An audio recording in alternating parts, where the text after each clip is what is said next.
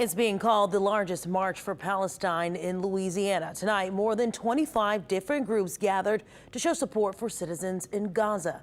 Good evening and thanks so much for watching. I'm Whitney Miller. After the Saints game, traffic was at a standstill. Protesters gathering on Canal Street to show solidarity for Palestinians as the war between Israel and Hamas continues. Meg Ferris talked to protesters and the local Jewish Federation about the growing divide. Free, free Palestine! Free Palestine! From the river to the sea. Chants of free, free Palestine and from the river to the sea could be heard as people marched from the foot of Canal Street 2 miles through the CBD. We have the Muslims, the Christians, the Jews joining all together to stop the genocide in Palestine and Gaza. The organizer and other marchers say Israel occupies land belonging to the Palestinian people, and he wants U.S. tax dollars to stop going to Israel to fund what he calls killing machines. We could use it here to build our levees, our schools, give the police the manpower they need, the salaries they deserve, the teachers the salaries they deserve. Some of the protesters explained why they joined in.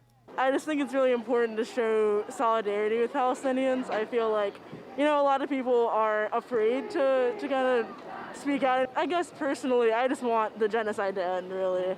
That's all Palestinians say. They come on social media, Twitter, TikTok, and they just say, I want this to end. There's a lot of fake propaganda on the news from Israel, not speaking the truth on what is happening in Gaza.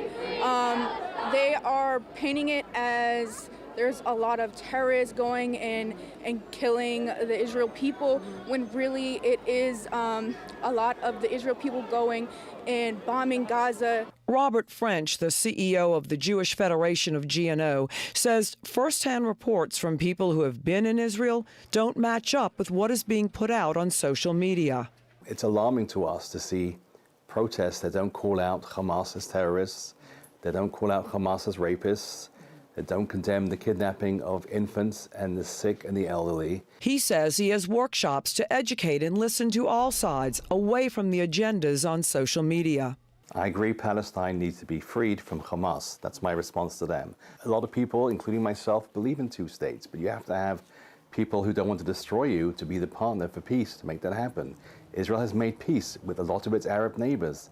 Israel has conceded land for peace, and it's proven that. So this is not a war against Islam. This is a war against terrorism. Why Hamas did that? They've been under siege for 16, 17 years. Like even the United States said that many times. We need to provide them the state they deserve, the dignity they deserve, the freedom they deserve, and so they can live in peace. There was a mounted police presence as well as police cruisers, and they estimate about 1,100 people came out in this cold weather for the march. Both sides agree they want the civilian suffering to end. Meg Ferris, WWL, Louisiana.